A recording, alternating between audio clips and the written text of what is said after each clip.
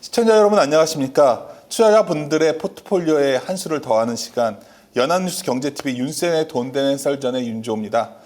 일주일에 한 번씩 찾아뵙고 있는데요. 이번 주에는 좀 더 새로운 분야, 좀 새로운 얼굴을 만나려 합니다. 아무래도 제가 나이가 있다 보니까 좀 젊은 애널리스트 분들을 만나고 싶다고 했더니 강하게 방송에서 유진투자증권 리서치센터의 정의훈 연구원을 초청해 주셨는데요. 제가 너무 동안이 있어서 훨씬 어리게 봤는데 업력이 꽤 되시더라고요. 하여튼 오늘 저도 많이 공부하는 시간이 될 것 같습니다. 안녕하십니까, 연구원님. 안녕하십니까. 예. 제가 오늘 되게 공부 자료를 읽을 때 낯설었어요. 왜냐면 우주 그리고 물론 게임도 다루려고 하는데 야, 이게 지금 우리나라에 이 섹터가 분야가 있었나? 옛날에 하면 스몰캡 정도였을 텐데 이게 자료를 보다 보니까 상당히 파급되어 있는, 연결되어 있는 부분이 많다는 느낌을 받아서 좀 공부를 해야겠다 생각이 들었고, 또 무엇보다 두 번째는 게임을 다루고 계시기 때문에 섹터를 게임주가 저도 상반기에 상당히 기대감을 놓고 이제 크래프톤 보다가 다들 좀 쉬어가는 분위기거든요. 그래서 게임주 전반에 같이 오늘 좀 공부하는 시간 갖도록 하겠습니다. 그래서 제일 먼저 주제는 일단 뭐 뻔한 질문 같은데 굉장히 섹터가 저는 우주라는 게 낯설었어요. 일단은 되게 기업들이 지금 적잖아요. 글로벌하게는 매우 크지만 대략 이게 어떤 걸 커버하고 있는 건지 말씀 좀 해줄 수 있을까요? 말씀 주신 대로 우주산업이라고 해서 그러니까 우주와 연관된 기업의 사업을 영위하는 기업들을 쭉 다 보고 있고요. 그냥 글로벌적으로 봤을 때 가장 유명한 기업 같은 경우에는 이제 일론 머스크의 스페이스X가 그러니까요. 있죠. 예. 물론 비상장 기업이지만 이제 일론 머스크의 스페이스X가 민간 기업 중에서는 미국 내에서도 가장 이제 크고 이제 유명한데 이것뿐만 아니라 전 세계적으로 사실 우주 민간 기업들은 많이 있거든요. 그냥 대부분의 국가들이 뭐 유럽, 일본, 중국, 우리나라 할 것 없이 다 기업들은 있습니다. 근데 다만 이게 아무래도 과거와 현재의 가장 큰 차이점이라고 하면 과거에는 국가 중심의 사업이 많이 영위가 됐었어요. 그러다 보니까 기업의 규모도 작고 매출이나 수익성에 대해서 좀 한계가 있었거든요. 그런데 이제 최근 들어서 2010년대, 2020년대를 지나면서 민간의 영역이 많이 넓어지기 시작했어요. 뭐 그 안에 좀 더 디테일하게 말씀을 드리면 좀 기술 발전이 진보가 되다 보니까 민간의 어떤 수익성이나 이런 부분이 향상된 부분도 있고 국가적인 차원에서도 우주 산업의 어떤 그런 중요성이 많이 부각되다 보니까 이거를 국가적인 차원에서 좀 이끌고 싶은데 민간 기업의 역할들이 굉장히 중요하잖아요. 산업의 성장성에서. 그러다 보니까 민간 기업을 많이 밀어주고 있는 실정입니다. 그래서 지난 트럼프 대선 이후에 트럼프 대통령이 당선됐을 때도 우주 기업들의 주가가 굉장히 빠르게 많이 움직였었거든요. 그런 부분도 어떻게 보면 좀 크게 관통하는 영역이 아닐까 생각하고 있습니다. 그럼 제가 올드할지 모르지만 뭐 스페이스X 워낙 사람들이 관심 많은데 저는 이제 우리나라로 좁혔을 때 우주라는 기업 하나 보다 보니까 기업은 이렇게 당장은 이렇게 큰 시총이 안 보이지만 아까 시작 전에 저에게 이게 방산에서 좀 파생된 분야가 있다 말씀하셨는데 그건 어떤 의미인가요? 그러니까 이게 최근에 그 우크라이나 러시아 전쟁 이후에 좀 많이 부각된 부분이긴 한데 이게 과거에 같은 경우에는 방산 기업은 이제 무기를 만드는 기업이잖아요. 그러다 보니까 이게 최근 전쟁 이전에는 사실 무기에 대한 수요가 많이 없었잖아요. 맞아요. 네, 근데 2020년대 이후에 전쟁이 지정학적 리스크가 많이 부각되면서 이게 생각보다 재래식 무기에 대한 수요가 굉장히 높았던 거고 지금 우리나라 방산 기업들이 실적이 잘 나오고 주가가 좋은 이유가 지금까지 우리나라는 좀 전쟁이라는 특수한 환경 속에서 무기를 많이 만들고 제작하고 할 수 없이 하고 있었죠. 네, 하고 있었는데 이게 어느 순간 갑자기 수요가 확 늘어나다 보니까 여기에서 이제 실적으로 이어지는 건데 이게 두 번째 이제 특징이라고 하면 첨단 기술적인 부분에서 이제 투입되는 게 첫 번째가 드론이고 두 번째가 위성 쪽입니다. 그러니까 드론의 역할은 뭐 많은 이제 시청자분들께서 뭐 뉴스나 이런 부분들을 보시면 아시겠지만 무인 드론을 통해서 적을 타격한다거나 공격하는 일이 많잖아요. 거기에 이제 추가적으로 위성의 역할이 많이 부각이 되고 있어요. 그래서 그런지 제가 이제 자료를 그래도 애널리스트 분들 만나 뵙기 전에 항상 공부를 하고 와야겠다 해서 보는데 6월 9일 발간하신 자료가 있더라고요. 거기에 새로운 통신이 온다. 이게 과기부에서 적에도 위성통신 서비스를 승인하면 아까 말씀한 그런 글로벌하게 이렇게 투자한 스페이스X 같은 데들이 우리나라랑 연결돼서 비즈니스 한다는 얘기인가요? 쉽게 말씀을 드릴게요. 적어도 위성통신은 한마디로 표현하면 결국 인터넷 사업자예요.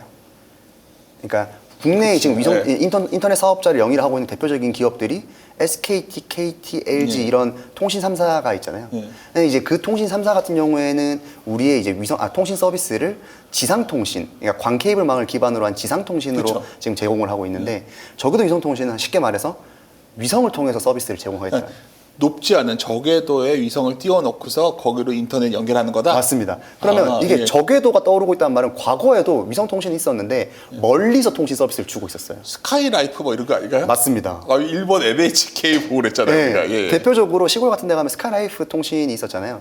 그런데 과거에는 이 위성 통신이 기존에 있는 우리가 SKT, KT, LG가 쓰는 지상 통신과 왜 이렇게 경쟁이 안 됐었냐면 통신 퀄리티가 너무 많이 떨어졌어요. 그러니까 이게 멀리서 이게 통신 신호를 주다 보니까 레이턴시라고 하는 이 왔다 갔다 하는데 시간도 통신 신호가 이동하는데 시간도 많이 걸리고 통신 세기도 그렇게 이게 안 강했거든요.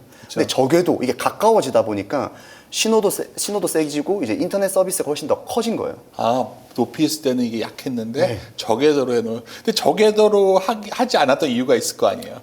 그게 비용 때문이에요. 비용인 이게 거예요? 멀리 있다 보니까 위성이 한 기만 있어도 넓은 지역이 커버가 가능한데 저궤도니까 이 정도. 예. 근데 저궤도가 그러면 지금까지 떠오를 수 있었던 이유는 뭐냐면 가까이 있으면 과거에도 그럼 가까이 저궤도 발사하면 되지 않냐 했는데 이게 가까이 있으면 커버 면적이 좁다 보니까 넓은 지역이 커버가 안 되니까 많이 발사해야 되는 거예요.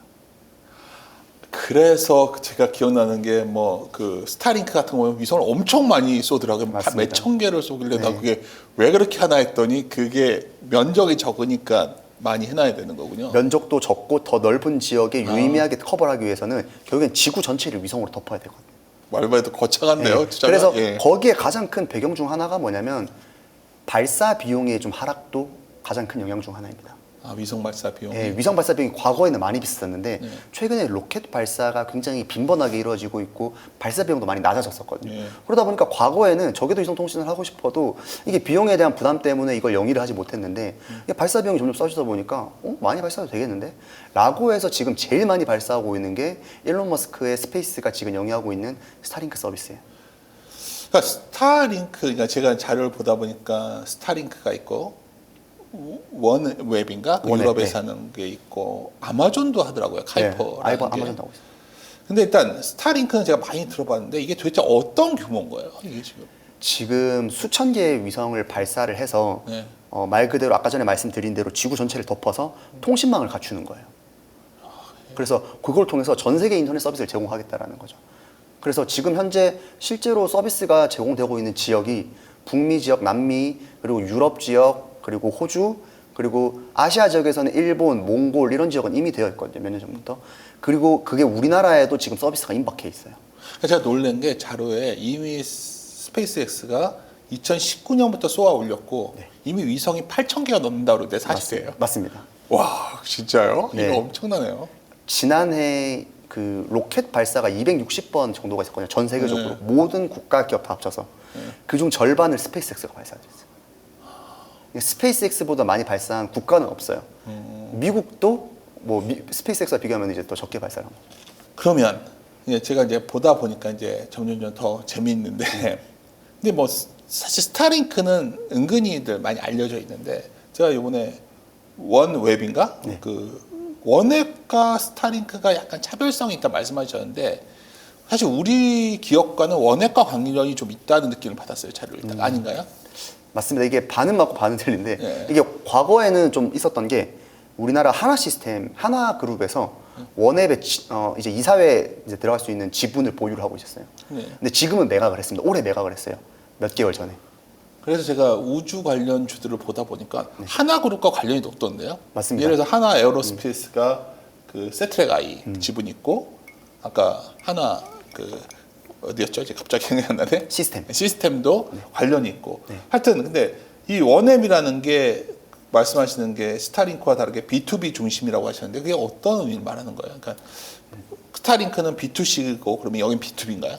네, 아무래도 이제 B2C 영역이냐 B2B 영역이다 이렇게 하는 것은 서비스를 이제 제공하는 방식의 차이가 있을 거예요. 그러니까 스타링크랑 원앱을 크게 차이로 뒀을 때 전 제일 큰 차이는 스타링크는 미국 중심의 기업이고 원앱은 유럽 중심의 기업이에요.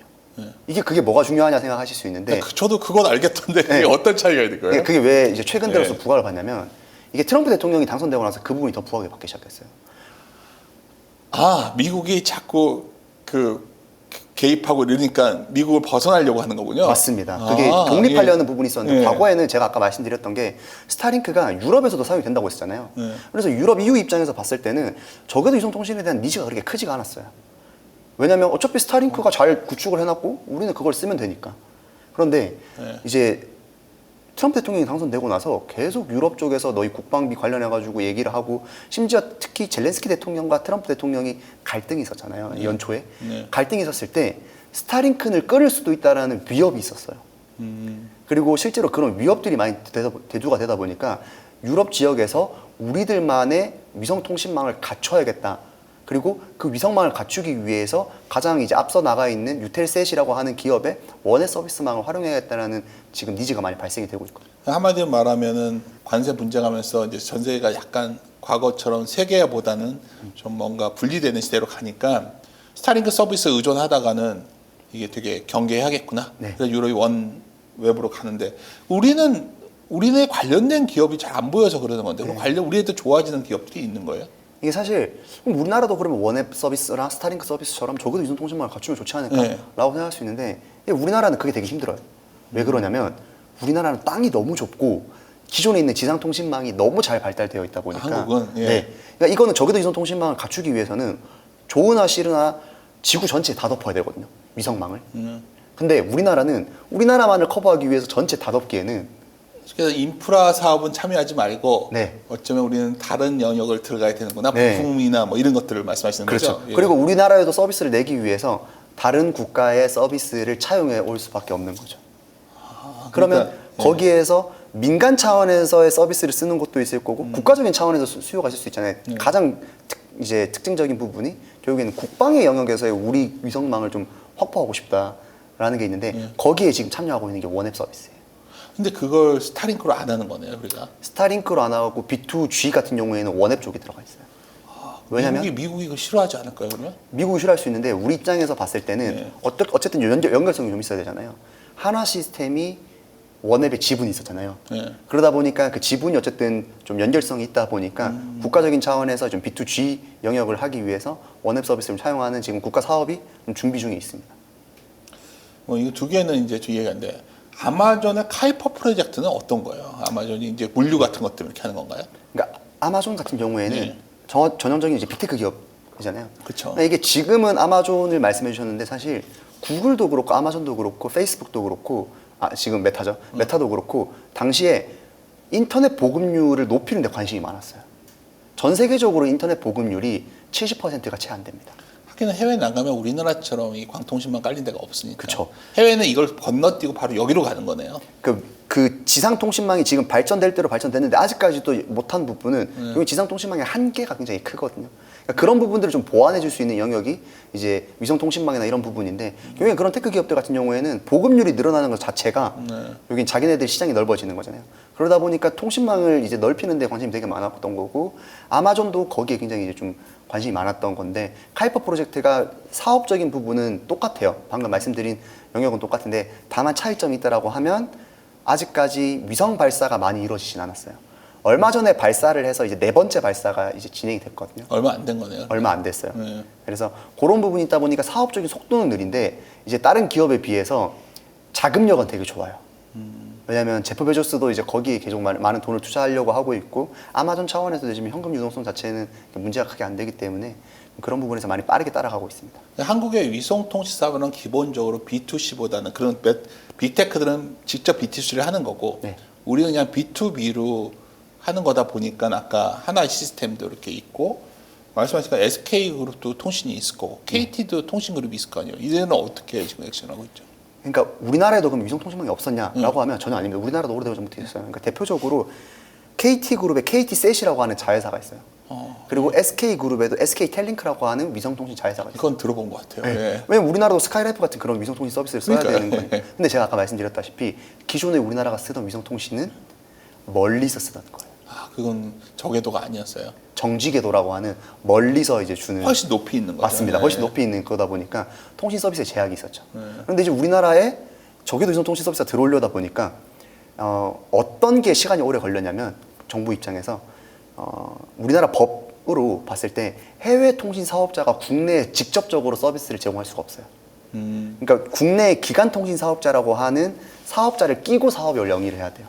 그래서 거기에 이제 뭐 단짝이라고 할까요? 그러니까 사업을 같이 영위하는 파트너십을 맺은 게 KT셋이랑 SK텔링크가 그런 영역들을 같이 하고 있는 거죠. 그럼 궁금한 게 이쪽 시장에 정말로 위성 저궤도 위성이 글로벌을 덮어버리고 네. 이게 우리도 비중이 높아지면 수혜가 KT와 SKT를 좀 받는 거예요? 그렇진 않아요. 그렇진 않습니다. 그러니까요. 오히려 종국적으로 봤을 때는 지금은 아닌데 종국적으로 봤을 때는 경쟁사가 될 수도 있어요.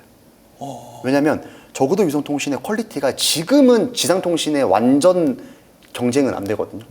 근데 만약에 적어도 위성통신의 퀄리티가 정말 지상통신과 비빌 수 있을 정도로 올라왔다라고 가정을 한다라고 하면 사실 대안이 될 수 있는 거죠. 코스트는 어떻죠? 지금 비쌀 거 아니야. 지금은 코스트가 국가마다 다르거든요. 근데 지금 지상통신망보다는 조금 더 비싸요.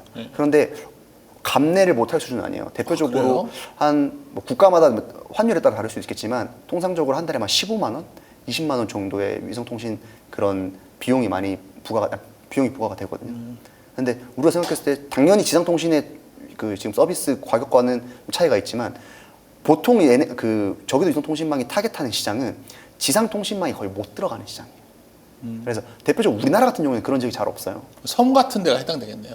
섬이나 아니면 북미나 유럽 지역 같은 경우에는 땅덩어리가 워낙 넓으니까 사실상 이제 인구 밀도가 낮은 지역들은 지상통신망이 잘 보급이 안 되잖아요.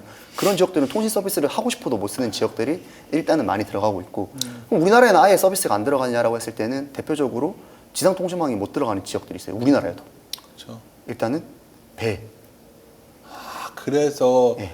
해양 쪽에서 이건 쓰고 있다. 해상 쪽은 안 되고 그리고 비행기 이런 쪽은 안 되고 그리고 우리나라도 그런 오지 지역이나 이런 쪽에서 잘 안 되는 지역들은 또 들어갈 수가 있는 거죠. 국내에서 근데 우리 비행기 타면 네. 이렇게 인터넷이 되는 비행기가 있고 네. 저기 안 되는 게 있는데 그럼 이게 되면 저궤도가 되면 다 되는 건가요 이제? 그러니까 인터넷이 되는 비행기가 있었잖아요. 네. 그런데 그 함정이 뭐냐면 인터넷이 되는 비행기도 어떤 위성을 썼었냐면 네. 멀리 떨어져 있던 위성을 아. 썼어요. 그러다 보니까 메일을 보내는데도 한 세월이고 카톡도 겨우 할 수 있는 수준이었잖아요. 만약에 적어도 위성통신 서비스가 비행기에 이제 그 항공사와 이제 협업을 해서 이게 서비스가 된다라고 하면 우리가 이제 해외에 나갈 때 오프라인으로 이제 비행기 모드가 아니라 인터넷 서비스를 쓰면서 유튜브를 보거나 그런 부분이 될 수가 있는 거죠. 사실 근데 흥미롭고 왜냐하면 이런 소위 성장 산업은 우리가 아까 시작 전에 말씀하셨지만 한번 그 글로벌하게 큰 투자가 이루어지는 비즈니스는 장기 투자를 해도 되거든요 사실. 근데 정말 궁금한 거 이제 뭐 다음에 게임으로 넘어가야 되니까 우리나라에 그래서 관련된 투자할 기업이 있냐는 질문을 하게 되면 굉장히 많이 하셨을 것 같아요. 네, 맞습니다. 이 산업이 좋아질 것 같은데 우리나라에 관련 기업이 있냐. 그래서 내가 자료를 쭉 뒤져봤더니 거의 모든 애널리스트들이 다 한 종목만 얘기하더라고요. 인텔리안 테크? 이 종목을 주로 커버를 그나마 TP를 내는 회사가 이 정도인데 네. 시총이 너무 적더라고요. 네, 맞습니다. 하여튼 이번 실적이 상당히 흥미로웠던 거는 3기 만에 흑전이 됐더라고요, 일단. 인텔리안 테크는 어떤 회사고 지금의 성장 속도는 어떻고 현재 어떤 밸류 레벨은 어떠지? 한번 쭉 한번 얘기를 해주셨으면 좋겠네요. 말씀을 드리기 전에 국내에 뭐 사실 투자할 만한 회사가 몇 개가 있느냐라고 하면 제가 말씀드리고 싶은 영역은 인텔리안 테크도 있고 그리고 세트렉 아이라고 하는 기업도 있습니다. 그리고 HVM 뭐 이런 종목들을 말씀을 드리고 싶은데 네. 뭐 오늘 시간은 좀 시간적인 특성상 제가 다 설명드리긴 힘들지만 세 기업 다 우주 기업으로 묶이는 공통점은 있지만 이게 사업적인 영역을 보면 굉장히 달라요. 그래서 그 부분은 이제 투자자분들께서 따로 이게 보시는 게 중요할 것 같아요. 잠깐 설명을 해주시죠, 그래도. 사실 설명을 드리면 인텔리안 테크 같은 경우에는 통신 쪽에서의 장비를 만들어요.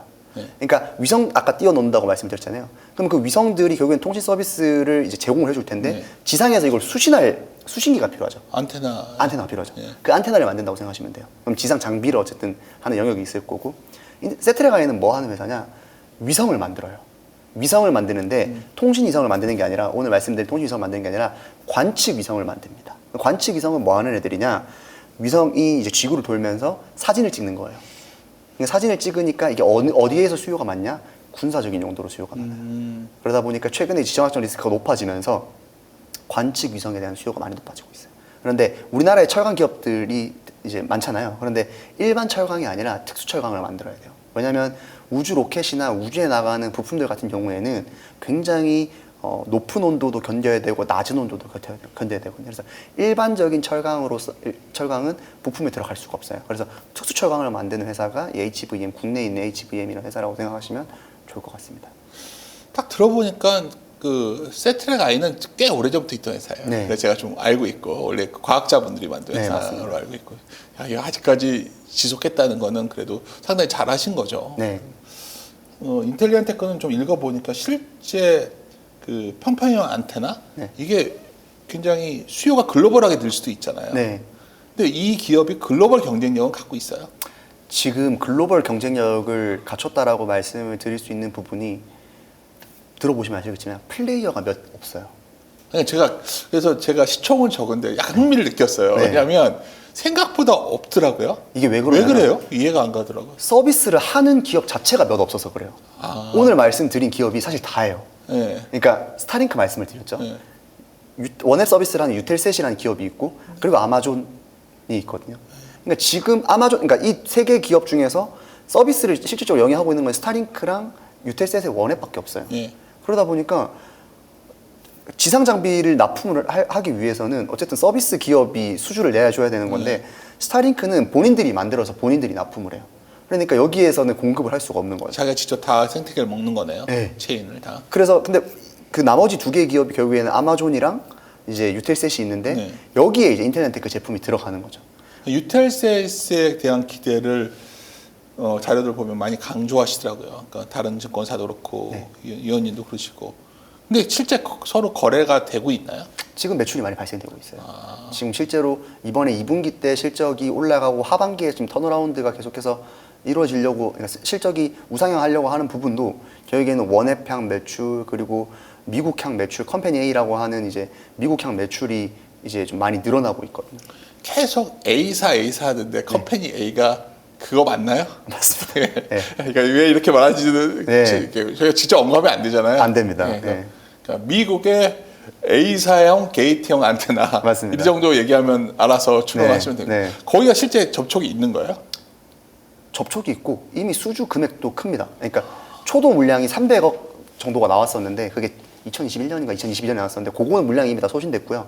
지금 올해 매출이 발생되는 거는 지난해 수주가 발주가 된 게 올해 매출이 한 1,000억 원 넘게 매출이 지금 발생이 될 예정이에요.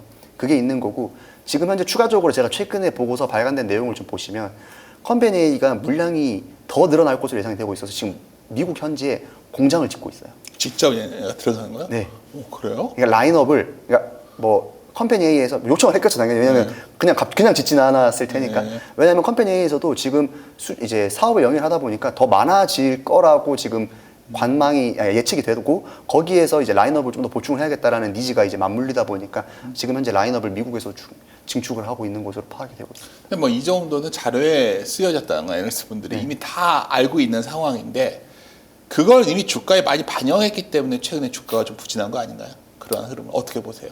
최근에 이제 사실 주가가 부진한 이유는 다른 데 있었어요. 뭐였죠? 그러니까 이게 왜 그러냐면 네. 좀 스토리가 있는데 원래 인텔리안테크라는 회사가 뭘 하고 있었냐면 네. 원래도 지상 안테나를 만들고 있었어요. 네. 위성 안테나를.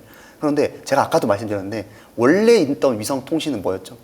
고개도 멀리서 이렇게 위성은, 주는 거 있잖아요. 그렇죠. 근데 그거를 이제 만들어서 팔고 있었고 얘네가 신사업으로 저궤도 안테나를 만들고 있었는데 네. 저궤도가 떠오르니까 어디에 수요가 많이 죽었냐면 멀리서 하던 애들이 수요가 갑자기 줄어든 거예요. 왜냐면 그 서비스를 받던 애들은 이제 새로운 되게 좋은 서비스가 나오는데 굳이 이거를 교체 수요가 있을까라고 해서 요 매출이 줄어들어버려요. 그게 원래 주력 제품이었으니까 그게 주력 급감했겠네 실적이. 그래서 작년까지 이게 실적이 안 좋았던 게 신사업은 매출이 계속 오르고 있는데 기존 사업 매출이 빠르게 빠졌던 거예요. 비중이 어느 정도예요 지금은? 지금은 신사업 매출이 훨씬 높습니다.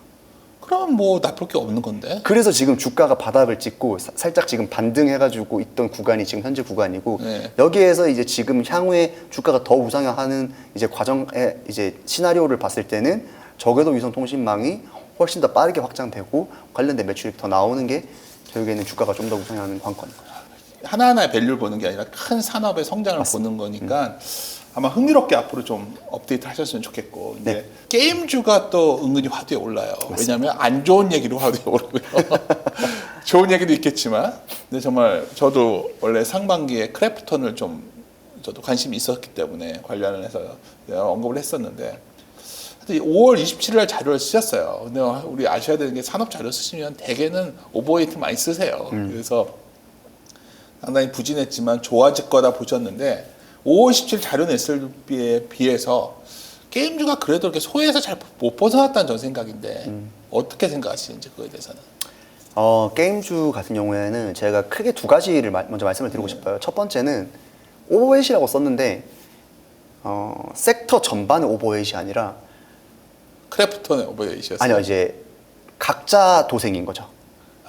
그러니까 같이 산업적으로 어떤 모멘텀이 다 같이 발생이 돼서 다 같이 좋아지는 게 아니라 결국에는 특색을 갖추고 있고 변화하고 있고 이제 새로운 게임이나 이런 부분을 도전하고 있는 게 몇몇 종목이 오버웨이트인 거예요.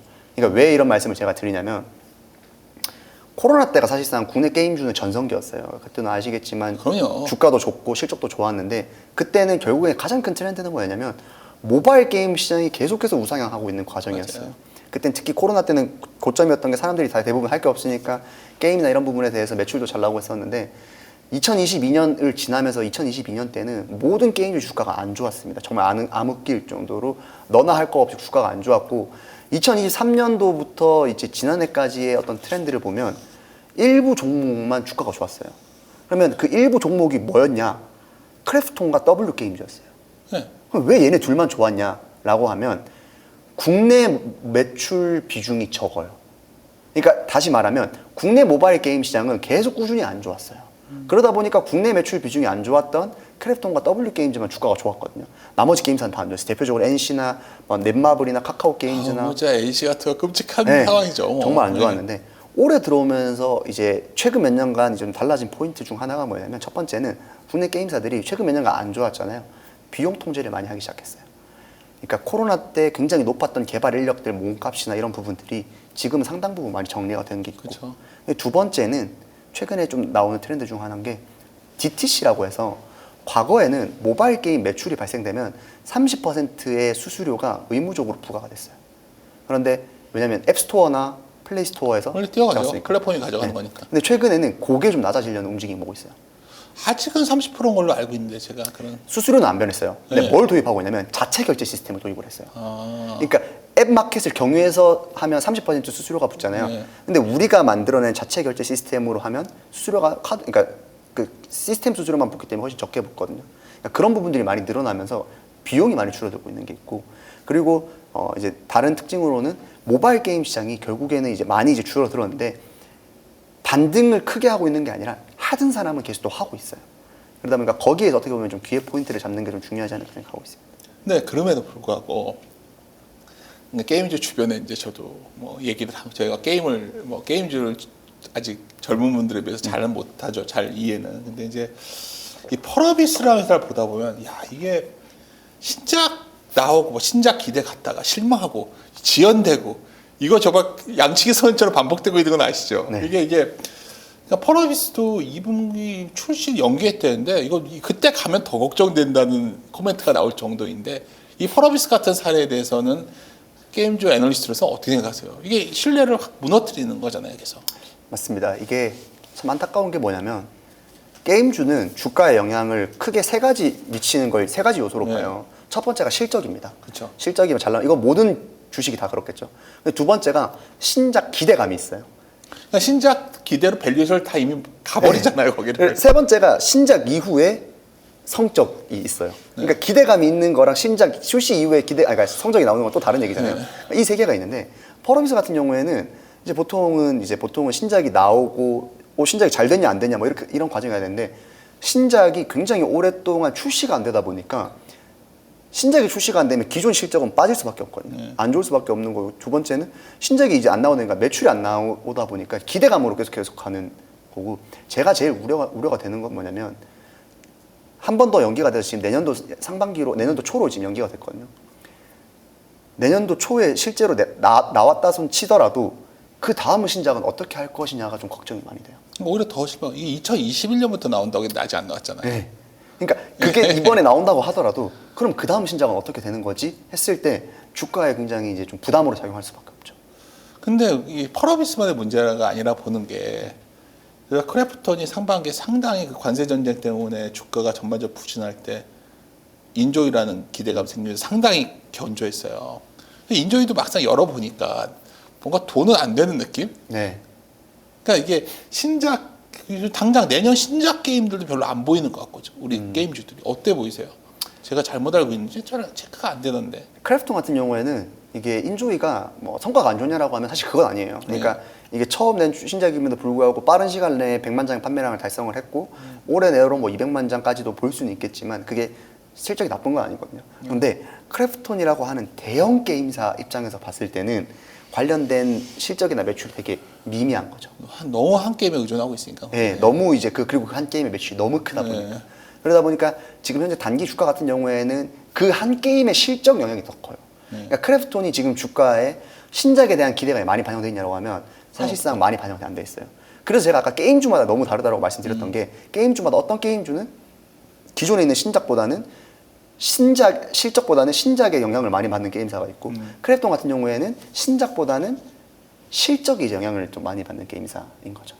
어떤 30일 날 크래프톤 코멘트를 하셨더라고요. 네.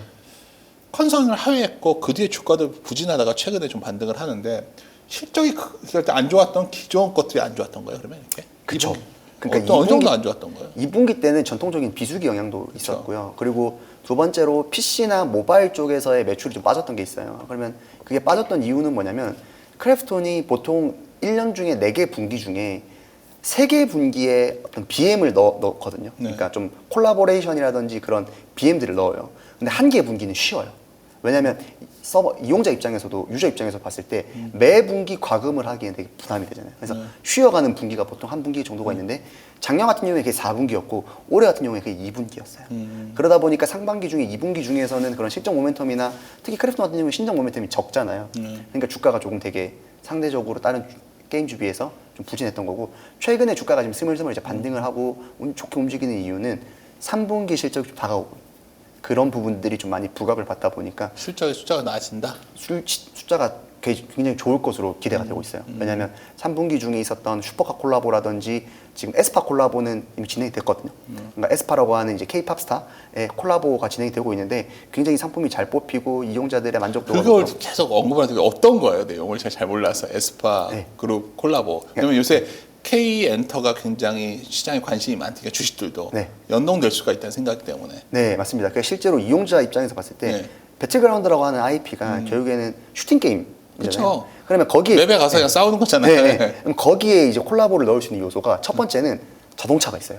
왜냐면 거기 자동차를 타니까. 그럼 그 자동차를 콜라보를 하면 슈퍼카 콜라보를 하면 내 자동차가 슈퍼카 콜라보가 되는 그게 첫 번째가 있고 두 번째는 무기 콜라보가 있어요. 같은 무기라고 할지라도 스킨을 더 멋진 걸 끼면 더 좋은 무기로 그러니까 더 멋진 무기로 보이잖아요. 그게 있고 세 번째가 캐릭터 콜라보예요.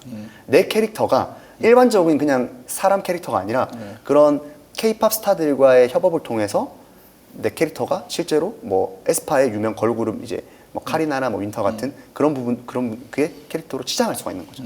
그래서 더 사랑을 많이 받는 K-팝 스타들 같은 경우에는 글로벌적으로도 글로벌 PC 이제 영역에서도 그렇고 니즈가 많이 높아지는 거죠. BTS랑 할 생각은 없대요. 그래야 파급이 클 것 같은데. BTS와 협업은 아직까지는 얘기는 없는데 네. 이게 결국에는 협업이 된다라고 했을 때 유의미한 부분이 될 수 있어요. 근데 뭘 많이 봐야 되냐면 이용자층을 봐야 돼요. 대부분의 이용자층이 남자니까. 남성분들이잖아요. 물론 BTS에 대한 제가 니즈가 없다라는 남성분들이 없다라는 건 아닌데 그런 부분들이 많이 작용할 거예요. 작년 같은 경우에는 뉴진스 콜라보였습니다. 올해는 이제 에스파 콜라보였고.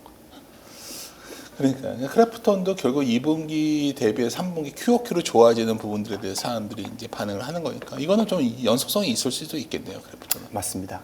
또 하나 원래 하반기 전망에서 좀 강조했던 종목이 넷마블이 있었는데 반대로 크래프톤과 다르게 8월 8일 코멘트 보니까 성적이 좋았다. 좋은 성적표라는 자료를 냈는데 넷마블은 어떤 상황이에요? 넷마블 같은 경우에는 아까 제가 전통적으로 최근 몇 년과 작년까지만 해도 주가가 굉장히 부진했던 기업입니다. 비용 부담이 심했고 매출이 잘 안 나왔었어요. 그런데 올해 좀 달라지는 포인트가 첫 번째는 비용적인 컨트롤을 굉장히 잘하고 있어요. 인건비 컨트롤이라든지 아니면 DTC 아까 말씀드린 자체 결제 비중이 높아지면서 비용 부담이 줄어든 게 첫 번째가 있고 두 번째가 있고 세 번째는 넷마블의 그 비용 중에 이거는 좀 잘 모르시는 분들이 많으실 텐데 넷마블이 언제부터 적자가 많이 나기 시작했었냐면 스피넥스라고 하는 회사를 인수하면서부터 했어요. 이게 북미의 소셜 카지노 회사였는데 조 단위의 인수를 하다 보니까 맞아요, 기억납니다. 예. PPA 상각 비용이 굉장히 부담이 많이 됐어요. 근데 22년, 2023년, 2024년 말마다 영업외에서 그 PPA 상각 비용을 많이 떨어냈어요. 끝났나요? 이게 정확히 끝난지는 알 수가 없는데 인수 전 PPA 상각 비용으로 돌아갔어요. 분기별로. 끝났네. 예. 그냥 그러다 보니까 이제 그 부분에서 비용이 많이 줄어든 거죠. 예. 거기에서 올해 연초 상반기부터 하반기까지 신작들의 성적표가 또 괜찮아요. 그래서 상반기에 나왔던 RF 온라인 넥스트 그리고 세븐나이츠 리버스 같은 신작들의 성적표도 좋았고 또 하반기에 8월 28일에 지금 예정되어 있는 뱀피르라든지 몬딜 스타다이브 그리고 4분기에 있는 7대제 오리진 같은 그런 신작 라인업들에 대한 기대감이 좀 있다 보니까 주가도 그렇고 실적도 어느 정도 좀 반등한. 그 중에 보통 어느 정도 몇 개 정도 성공해야 주가에 반응이 확 오죠. 특히 사실 몇 개가 성공해야 된다라기보다는 이게 아까 전에 말씀드렸지만 신작에 대한 기대감이 있을 수 있느냐가 첫 번째 중요한 일단 거고. 기대조차가 없는 기업들도 있으니까. 예. 그리고 두 번째는 넷마블이 상반기 때 신작들이 성적이 괜찮다고 말씀을 드렸잖아요. 반대로 얘기하면 게임은 보통 출시가 되고 나서 그 다음 분기가 되면 자연 감소가 돼요.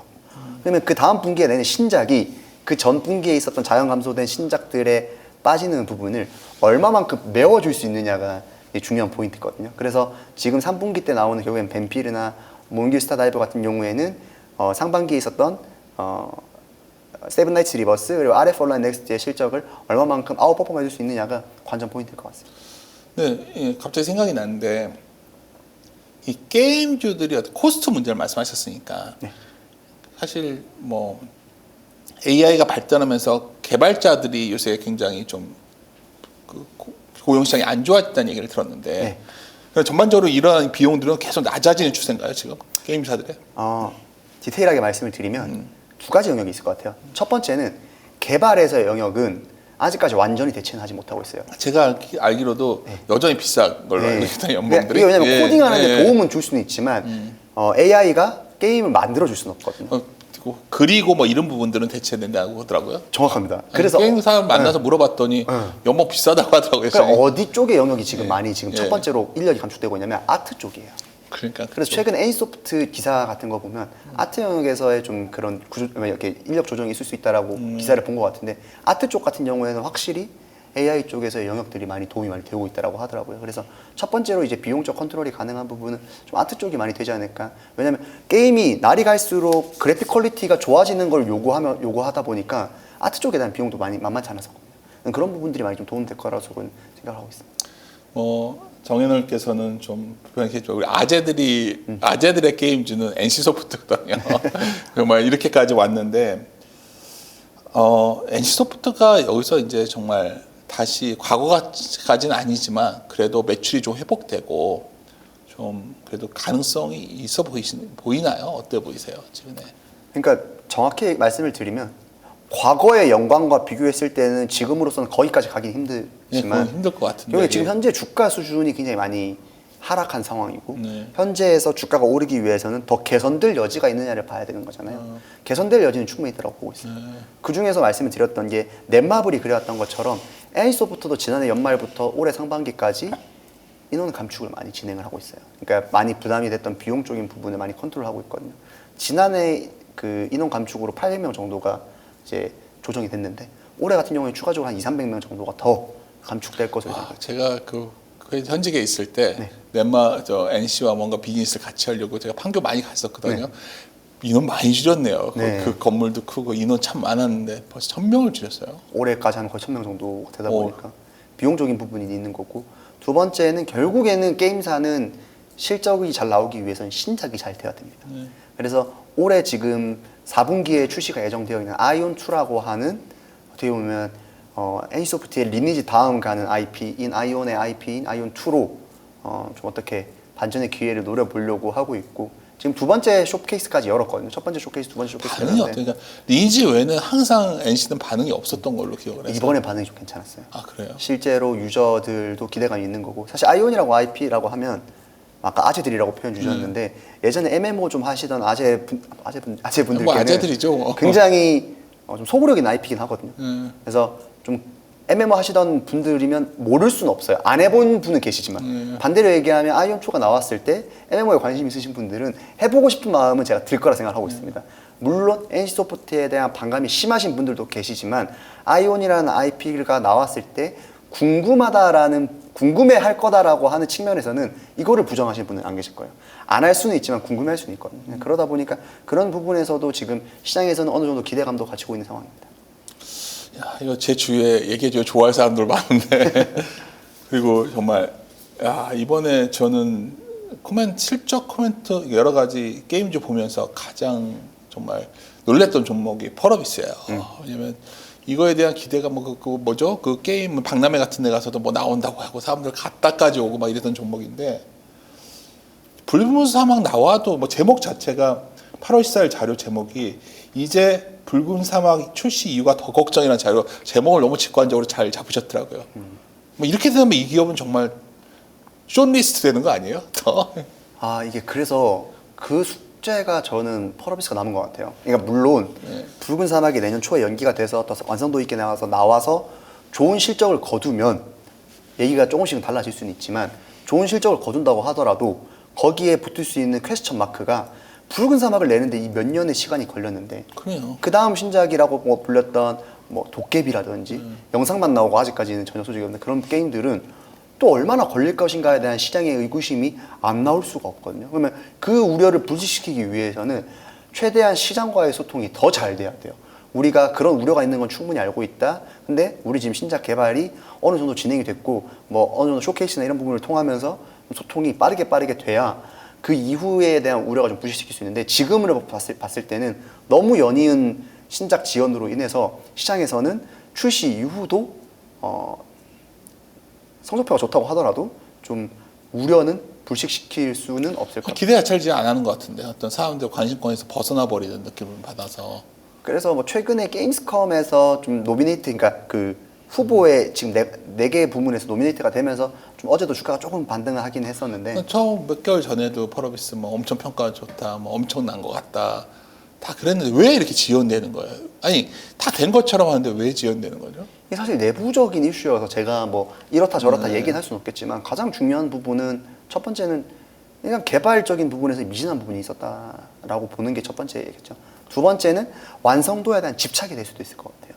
우리가 이게 계속 만들다 보니까 조금 더 왜 사람이 좀 그런 부분이잖아요. 조금 더라고 하다가 보니까 시간이 좀 지연되는데 이게 원래 그런데 시간이 지날수록 모든 것들이 그렇지만 전반적인 모든 산업에서 시간이 지날수록 제품의 퀄리티가 높아지는 건 당연한 일이거든요. 근데 그 완성도를 조금씩 하다 보니까 이게 잘 맞추는 게 중요한데 그런 부분들이 많이 좀 늦어지다 보니까 좀 시간이 많이 된 것 같아요.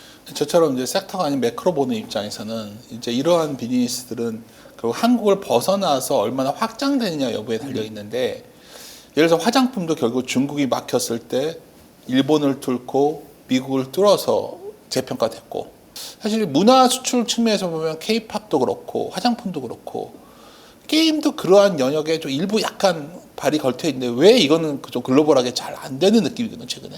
다른 데가 경쟁이 더 올라온 건가요? 왜 그랬냐면 국내랑 글로벌 트렌드가 달라서 그랬어요. 아, 그게 달라요? 네. 그럼 잘못한 거네요, 경영진들이. 근데 지금 그러니까 그게 왜 그랬냐면 이거 경영진도 욕할 수가 없는 게 국내랑 전 세계 트렌드가 달랐어요. 근데 국내 트렌드 같은 경우에는 어떤 게임 장르나 이런 부분들이 우리나라 쪽에 특성화된 게임 쪽이 있었는데 그게 돈이 너무 잘 됐어요. 돈이 너무 잘 되다 보니까 게임사들도 거기에 집중했는데 그 시장이 이제 안 좋아지다 보니까 이제 그럼 해외로 눈을 돌려야 되는데 사람도 그렇고 기업도 그렇고 관성이라는 게 있잖아요. 원래 만들어 왔던 게임들이 있는데 갑자기 새로운 장르의 게임을 도입하라고 하면 사실 그게 잘 안 되잖아요. 그러다 보니까 그게 좀 다변화되는 기간들이 최근 몇 년 동안 있었던 거고 최근에는 국내 기업들도 이제 글로벌에 나가서 성과를 내기 위한 게임들을 많이 좀 출품을 했던 것도 있어요. 그래서 어느 기업들이죠? 주로? 뭐 아까 대표적으로 말씀을 드렸던 부분 중에 뭐 크래프톤은 예전부터 그랬던 거고 네, 크래프톤은 펄어비스도 그런 준비 과정에서 좀 많이 시간이 걸렸던 거고 네오위즈의 피해거지, 뭐 시프트업의 스텔라 블레이드 이런 게임들은 글로벌에서도 좀 어느 정도 판매량이 사실 여기서 빼먹었는데 시프트업을 상당히 좋게 보시는 분들이 많거든요. 네. 시프트업에 대해서는 어떻게 생각하세요? 시프트업은 장점이 있고 단점이 있는데 네. 시프트업은 그러니까 뭐 부족한 점은 뭐냐면 시프트업은 개발사입니다. 그러니까. 아니 근데 이게 그게 장점 아니에요, 그게 원래? 다른 게임사랑 다른 점이 뭐냐면 다른 게임사는 개발사이면서 퍼블리셔예요. 아, 예. 그러다 보니까 신작 라인업이 이제 꾸준히 조금 채워질 수 있는데 시프트업은 하나하나의 게임을 몰두해서 만들다 보니까 이게 하나의 게임이 나오고 나서 그 다음 게임이 나오기까지의 딜레이가 많이 걸려요. 그러면 결국엔 기존 게임으로 매출 어떻게든 발생시키거나 지역 확장을 해야 되는데 사실 그런 부분에서 모멘텀이 좀 약할 수는 있어요. 근데 이제 그런 부분이 이제 조금 더 라인업이 좀 더 촘촘해지고 이랬을 때 좀 더 강점을 많이 좀 발휘하는 부분이기 때문에 개발력이나 이런 부분에서 좀 부분에서는 좀 의심할 여지는 좀 많이 적지만 글로벌하게 좀 통하는 기업으로 좀 보이던데 시프트업은. 네. 근데 그런 부분에서 좀 아무래도 신작 라인업을 좀 더 개발력을 좀 더 확장을 시켜서 라인업 그러니까 인력을 많이 보충한다 이런 부분이 있어서 좀 더 좋은 좋은 게임들을 좀 더 자주 나와야 될 필요성이 있어요. 길게 보면 결국 게임 시장도 이렇게 재편되는 재구조화되는 느낌을 받고 있는데 서로 인수합병하고 이런 분위기들은 없어요. 서로 좀 약간 그렇게 돼야지 되는 상황 같은데 제가 보기엔 아닌가요? 서로 인수한다기보다는 국내 게임사들이 최근에 해외 M&A를 많이 시도하고 있어요. 네, 그건 좀 알고 있는데 네. 이게 서로 이렇게 합종 연행이 잘 안 되나요? 합종 연행은 힘들죠. 왜냐하면 밸류에이션을 많이 주기가 힘든 시장이다 서로 가치를 보니까. 다르게 보니까. 네, 그리고 부담이 많이 되는 거예요. 이 게임사를 인수를 했을 때 좋은 시장 환경이었으면 이제 좀 인수를 하면서 좀 시너지를 낼 수 있는데 시장 환경이 안 좋다 보니까 일단은 각자가 도생하기에 좀 바쁜 느낌이에요. 근데 국내 게임사를 입수 합병하는 것도 좀 어폐가 있는 게 뭐냐면 지금 게임사들의 가장 중요한 숙제 중 하나가 글로벌 확장이거든요. 근데 국내 게임사들은 국내 초점이 많이 맞춰져 있잖아요. 그럼 국내 M&A가 있으면 또 국내에만 초점이 맞춰진 새로 덩치가 커지는 그냥 고만고만한 느낌이어서 고만고만한 길 경쟁하지 말고 네. 규모 키워서 해까지 가는 게 낫지 않나 생각이 그냥 막연하게 들어서 그렇게 봤는데 그건 아닌 것 같네요. 네, 그런 쪽은 아무래도 좀 덜. 예, 뭐 말하다 보니까 막 정신없이 가는데 우리 결론적으로 우주 항공 이쪽에서는 여전히 좋게 보시는 종목은 뭐죠? 아까 말했던 세트레가이, 인텔리안테크 그리고 HVM. 예, 다 좋아 보이세요? 네, 그런 쪽으로 생각합니다. 게임주는 어떤 것들이 좀 게임주는 기업마다 어떤 추세적인 흐름보다는 분기별로 이렇게 좀 모멘텀이 다 다를 것 같아요. 3분기 실적에 이제 가장 좀 부각을 받는 크래프톤이 3분기 동안은 좀 괜찮지 않을까 이렇게 좀 기대를 하고 있고요.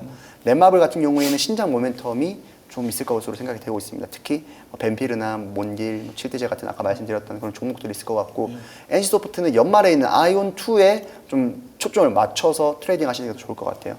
그래서 그렇게 세 가지 종목 말씀드리고 싶습니다. 예, 윤생의 돈 된 썰전 마칠 시간입니다. 오늘 어떻게 좀 너무 제가 뜬금없이 질문들해서 좀 곤란하지 않으셨나요?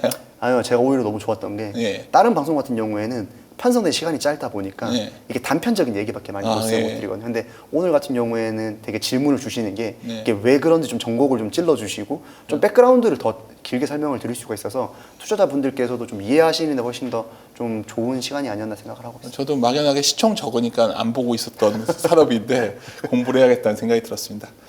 예, 저는 다음 주에도 이렇게 좋은 애널리스트 분과 돈 되는 이야기로 다시 찾아뵙겠습니다. 시청해 주셔서 고맙습니다.